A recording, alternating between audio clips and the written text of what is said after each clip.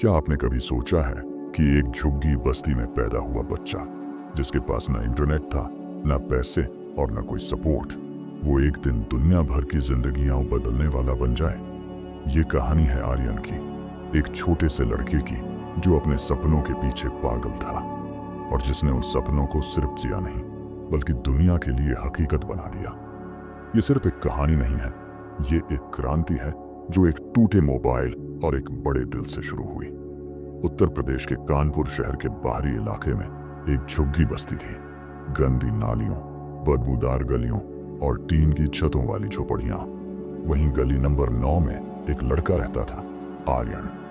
उसकी उम्र उस वक्त सिर्फ 6 साल थी जब उसके पिता फैक्ट्री में हुए एक भयंकर विस्फोट में मारे गए। घर की जिम्मेदारी उसकी मां पर आ गई, जो लोगों के घरों में काम करके जैसे तैसे 2 वक्त की रोटी जुटाती थी। मां की आंखों में हमेशा एक चमक होती थी, जैसे वो जानती हो कि उसका बेटा एक दिन बहुत बड़ा आदमी बनेगा। वो अक्सर कहती, तू बड़ा आदमी बनेगा आर्यन। जो सपने देखता है ना, वो ही दुनिया बदलता है। आर्यन स्कूल में औसत छात्र था, लेकिन उसकी सोच बहुत गहरी थी। उसके पास ना किताबें थीं, ना इंटरनेट, लेकिन जब दूसरे बच्चे पतंग उड़ा रहे होते, आर्यन छत पर बैठकर टूटे फूटे मोबाइल से नोट्स बनाता।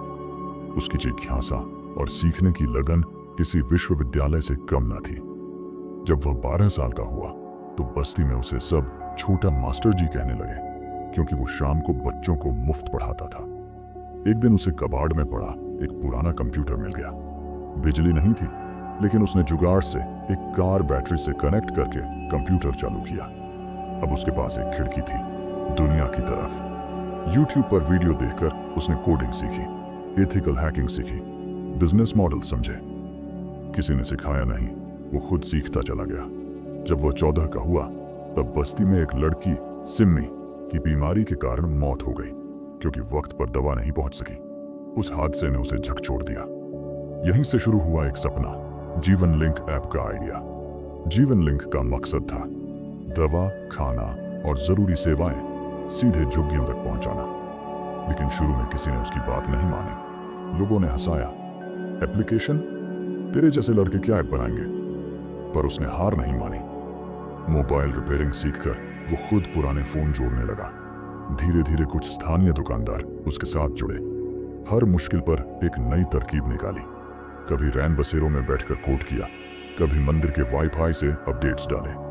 18 की उम्र में उसने अपने पहले 500 यूजर्स को जोड़ लिया। ऐप के जरिए अब दवाइयां, राशन और प्राथमिक स्वास्थ्य सेवा बस्ती में लोगों तक पहुंचने लगी थी। उसकी मां अब गर्व से कहती थी, मेरा बेटा डॉक्टरों से भी बड़ा है, क्योंकि ये इलाज लाता है। 19 की उम्र में एक दिन उसके पास कॉल आया, एक अमेरिकी नंबर। पहले उसने सोचा कोई मजाक है, पर उस कॉल ने उसकी जिंदगी बदल दी। कॉल करने वाला एक अरबपति इन्वेस्टर था, डेविड स्टोन, जिसने कहा, तुम्हारी ऐप की वजह से मेरी टीम अफ्रीका में एक गांव में जरूरी दवा समय पर पहुंचा सकी और मेरे बेटे की जान बच गई। डेविड ने जीवन लिंक को सिलिकॉन वैली में लाकर पूरी टीम दी, निवेश किया और एक नया प्लेटफॉर्म बनाया, जीवन लिंक 2. अब जीवन लिंक सिर्फ भारत की नहीं, अफ्रीका, दक्षिण एशिया और दक्षिण अमेरिका की 20 से अधिक देशों की झुग्गियों में मदद पहुंचा रहा था। 2029 में फॉर्च्यून मैगजीन ने जीवन लिंक को दुनिया की टॉप 5 सोशल इंपैक्ट कंपनियों में शामिल किया। आर्यन ने न्यूयॉर्क के टाइम्स स्क्वायर में भाषण देते हुए कहा, मैं एक झुग्गी में पैदा हुआ था, लेकिन सपनों की कोई सरहद नहीं होती। जहां समस्या है वहां समाधान का बीज भी होता है। उसी साल वह भारत लौटकर कानपुर की उसी बस्ती में आया जहां उसकी शुरुआत हुई थी। उसने एक बड़ा स्कूल बनवाया, तकनीकी लैब्स लगाए और लिखा, यहां से निकला था एक सपना, अब ये दुनिया के लिए उम्मीद बन चुका है। लेकिन एक रहस्य अब भी बाकी था, उस कॉल का असली स्रोत। कुछ सालों बाद एक प्राइवेट रिपोर्ट सामने आई। डेविड स्टोन ने अपने बेटे की कहानी कभी मीडिया में नहीं बताई थी। वो कॉल वास्तव में उसके भारतीय नौकरानी के बेटे के कारण संभव हुई थी, जिसने आर्यन का नाम सुझाया था, क्योंकि वो कभी कानपुर की उसी बस्ती में पढ़ता था जहां आर्यन बच्चों को पढ़ाया करता था। उसी रिपोर्ट में एक और रहस्य छुपा था।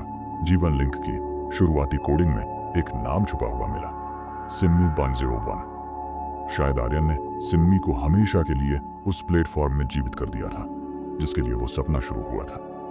अब आर्यन 30 साल का है और जब भी कोई उससे पूछता है कि उसका सबसे बड़ा सपना क्या है, वो बस मुस्कुरा कर कहता है, अब मुझे सपने नहीं आते, अब मैं उन्हें सच करने में व्यस्त हूँ। और इस तरह एक झुग्गी में रहने वाला लड़का सिर्फ एक ऐप डेवलपर नहीं बना, वो बन गया एक विचार, एक बदलाव का चेहरा और हजारों छोटे आर्यनों के लिए प्रेरणा की लौ। अगर आपको आर्यन की ये कहानी प्रेरणादायक लगी हो तो लाइक जरूर करें, कमेंट में बताएं कि आपको सबसे ज्यादा प्रेरणा कहां से मिली। सब्सक्राइब करें ऐसे ही और मोटिवेशनल कहानियों के लिए।